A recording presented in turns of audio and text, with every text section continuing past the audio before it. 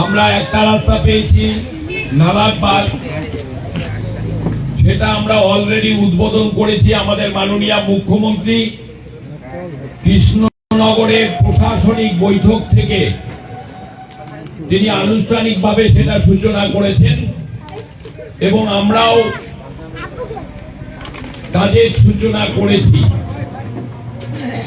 আজকে যে দ্বিতীয় রাস্তাটি আমরা সূচনা করতে যাচ্ছি কাজের, সেটা হচ্ছে যদুপুরা দিঘি হতে আতিয়ার মিয়ার বাড়ি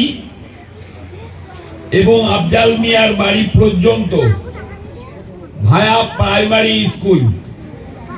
রাস্তার দৈর্ঘ্য হচ্ছে 3 কিলোমিটার 340 মিটার। এর আনুমানিক ব্যয় হচ্ছে 1,66,00,000। WBSRDA প্রকল্প থেকে এই রাস্তাটি হচ্ছে।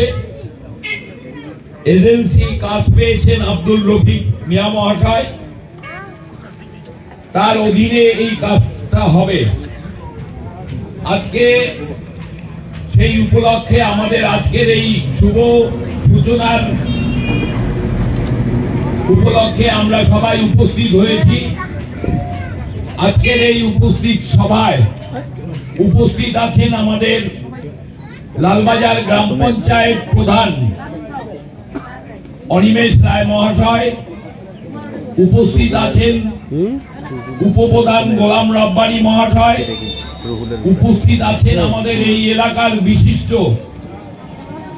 সমাজসেবী শ্রদ্ধেয় রুহুল বক্ত মিয়া মহাশয়, উপস্থিত আছেন আমাদের পঞ্চায়েত সমিতির প্রাণী কর্মাধ্যক্ষ সাজ্জাদুর রহমান বুলন, উপস্থিত আছেন পঞ্চায়েত সমিতির সদস্য বিষ্ণু বর্মন, উপস্থিত আছেন আমাদের এই এলাকার পঞ্চায়েত লালবাজার গ্রাম পঞ্চায়েতের পঞ্চায়েত এবং পঞ্চায়েতের অভিভাবকগণ, উপস্থিত আছেন আমাদের এই এলাকার বিশিষ্ট সমাজসেবীগণ এবং সর্বোপরি আপনারা যারা এসছেন সবাইকে আমার আন্তরিক প্রীতি, শুভেচ্ছা ও নমস্কার জানাচ্ছি।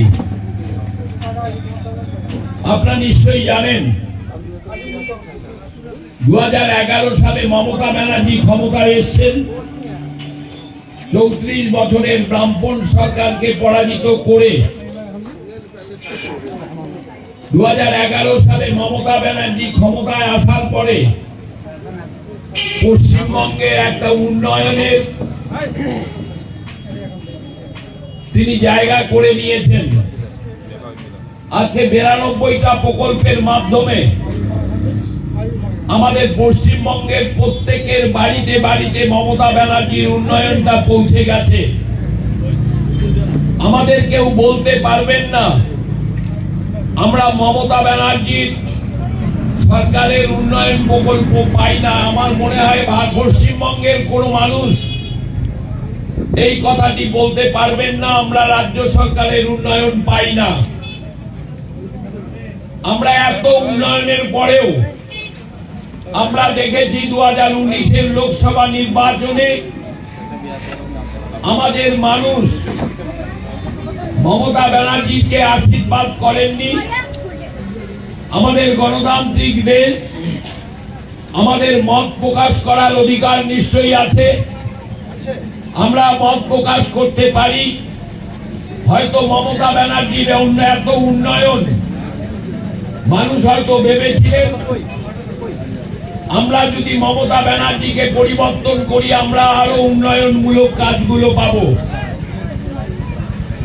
আমরা সেই উপলক্ষে সাধারণ মানুষ, কুচবিহারের মানুষ নিশীথ প্রামাণিককে নির্বাচিত করেছিলেন। নিশীথ প্রামাণিক এমপি হয়েছিলেন 2019-এর লোকসভা নির্বাচনে। তারপরে তিনি ভারতবর্ষের মতন একটা পৃথিবীর গণতান্ত্রিক দেশের তিনি মন্ত্রী হয়েছিলেন।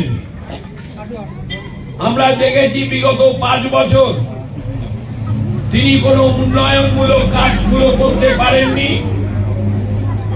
তিনি জনসমক্ষে বলতে পারবেন না কুচবিহারে আমি 5 বছরে একটা নলকূপ লাগিয়েছি। এটা আমাদের মানুষের একটা আশা আকাঙ্ক্ষাকে তিনি ধূলিসাৎ করে দিয়েছেন। আমরা তারপরেও দেখেছি 2021 বিধানসভা নির্বাচনে আমাদের শীতলকুচির মানুষ বরেনচন্দ্র বর্মনকে জয়লাভ করিয়েছিলেন, তিনি বিধায়ক হয়েছিলেন। আজ প্রায় 5 বছর হতে চললেন, তিনি উন্নয়ন কোনো কিছু করতে পারেননি। তিনি প্রায় 5 বছরে শীতলকুচি বিধানসভার ক্ষেত্রে তিনি উন্নয়ন করতে পারেনি, তার একটা ব্যর্থতা। কিন্তু আমরা দেখেছি 2021 সালের বিধানসভা নির্বাচনের পরে আমাদের পশ্চিমবঙ্গের উপর কেন্দ্রীয় সরকারের একটা বিমাতৃসুলভ আচরণ, আমাদের গ্রামীণ অর্থনীতিতে সবচেয়ে বড় যেটা প্রয়োজন 100 দিনের কাজ, আমরা যেটাকে বলি এনআরজিএস এর কাজ, আজকে যারা আমরা নির্বাচিত করেছি যে এই প্রতিনিধিদের, তারা কেন্দ্রীয় সরকারকে দিয়ে আমাদের 100 দিনের কাজ বন্ধ করে দিয়েছেন।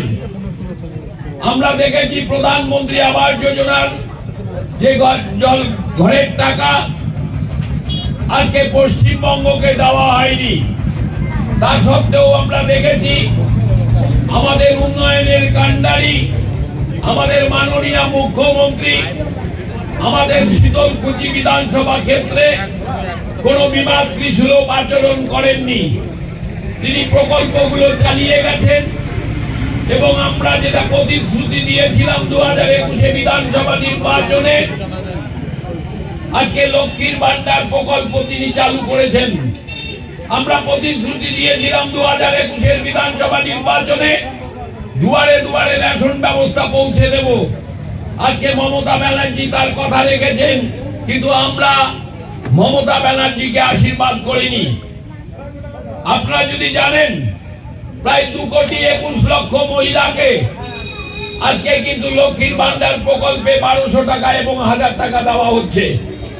আজকে দুয়ারে দুয়ারে রেশন ব্যবস্থা পৌঁছে গেছে। 92টা প্রকল্পের মাধ্যমে মমতা ব্যানার্জি উন্নয়নের ডালি আজকে পশ্চিমবঙ্গে সাজিয়ে তুলেছেন। আজকে উন্নয়নের জন্য যাকে আমরা নির্বাচিত করেছি, আজকে তারও একটা দায় আছে, কিন্তু তিনি কোনো কাজ করতে পারেননি। তা সত্ত্বেও আমাদের মাননীয় মুখ্যমন্ত্রী আমাদের শীতলকুচির জন্য দুহাত তুলে আশীর্বাদ করেছেন। আমি আপনাদের সামনে তুলে ধরতে চাই, গত 2 বছরে প্রায় 90 কোটি টাকার প্রকল্প আমাদের শীতলকুচি ব্লকে হয়েছে। আমি এক এক করে আপনাদের সামনে বলে দিতে পারি। এনবিডিডির মাধ্যমে আমাদের প্রায় 12 কোটি টাকা দিয়ে আমরা শীতলকুচি ব্লকে 5খানা জয়েন্ট ব্রিজ করতে পেরেছি।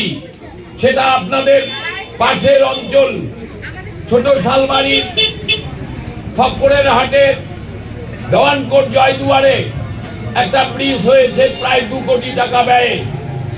আমরা পেয়েছি শীতলকুচি অঞ্চলের নেলের বাড়িতে প্রায় 1.5 কোটি টাকা ব্যয়ে একটা ব্রিজ হয়েছে। আমরা পেয়েছি কাছারির ঘাটে 2,28,00,000 টাকা দিয়ে একটা ব্রিজের কাজ চলছে।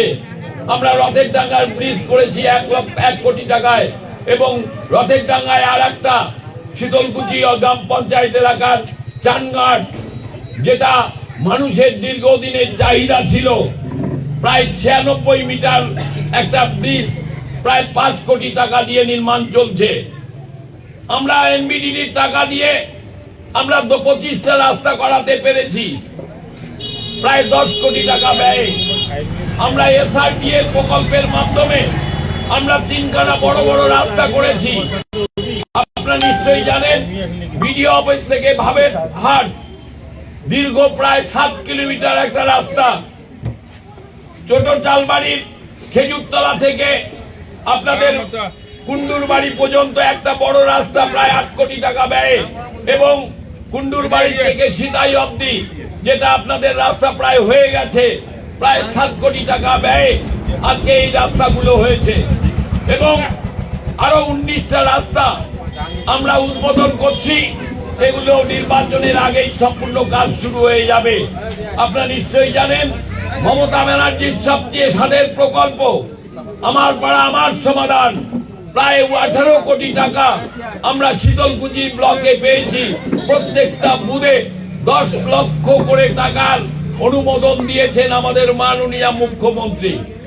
আমরা আশা করছি আমাদের যদি আমরা পরবর্তী নির্বাচনে আমরা যদি সঠিকভাবে জনপ্রতিনিধি নির্বাচিত করতে পারি, তাহলে মমতা ব্যানার্জি আরো উন্নয়ন তিনি এগিয়ে নিয়ে যেতে পারবেন। আমরা ব্যর্থতা, আমাদের লজ্জা, আমরা যাকে 21 সালে নির্বাচিত করেছি আপনাদের এই এলাকার মানুষ বরেনচন্দ্র বর্মন, তিনি কোনো কাজ করতে পারেননি। এটা আমাদের কাছে লজ্জা, লজ্জা, লজ্জা। যাই হোক, আমি এই রাস্তা প্রসঙ্গে একটা কথা বলছি। আপনারা এই রাস্তা যিনি এজেন্সি পেয়েছেন, এজেন্সিকে আপনারা অবশ্যই সহযোগিতা করবেন। এই রাস্তাটা কাজ করতে গেলে আমাদের সাইডে কিছু মাটির প্রয়োজন হতে পারে, আপনারা মাটির দেবেন।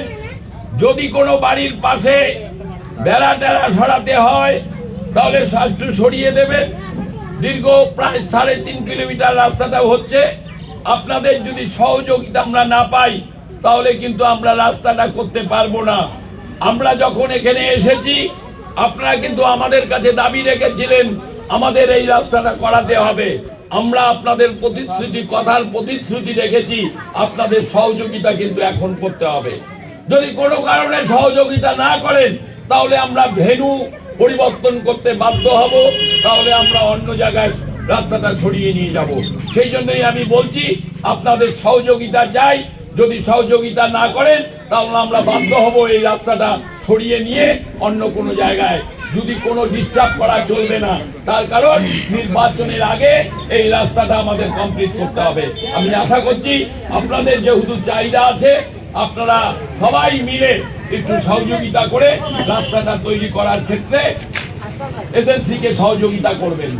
আর একটা যেটা বড় কথা, এই রাস্তাটা তৈরি করতে গেলে প্রথমে গ্যাবেল হবে, গ্যাবেলের পরে ব্ল্যাকটপ হবে, পাকা রাস্তা হবে, এবং কিছুটা অংশ সিসি রোড হবে। সিসি মানে কংক্রিটের কিছু ধরা আছে, এবং বাকি যা আনুষঙ্গিক আছে, এজেন্সির কাগজ আছে, আমাদের যারা নেতৃত্ব আছে তারা দেখে নিয়ে সুন্দরভাবে কাজটা করতে সহযোগিতা করবেন। আর একটা কথা বলছি আপনাদের কাছে, যদি কাজের মান উন্নত না হয়, যদি কাজ নিম্নমানের হয়, সেক্ষেত্রে নিশ্চয়ই আমাদের প্রতিবাদ করার একটা জায়গা আছে। আমরা কখনো নিজেরা দায়িত্ব নিয়ে প্রতিবাদ করব না। আমাদের প্রধান আছে, আমাদের গ্রাম পঞ্চায়েত যারা আছে তাদেরকে আপনারা অভিযোগ জানাবেন, তারা সঠিকভাবে এজেন্সির সঙ্গে কথা বলে আমরা 16 আনা কাজ যাতে বুঝে নিতে পারি সেটা দেখার দায়িত্ব আপনাদের সবার। যাই হোক, আমি আশা করি আমরা সুন্দরভাবে এই রাস্তাটা করতে পারবো এবং আপনাদের সকলের সহযোগিতা আশা করছি। এই বলে আমি আমার বক্তব্য শেষ করলাম। সবাইকে ধন্যবাদ, নমস্কার।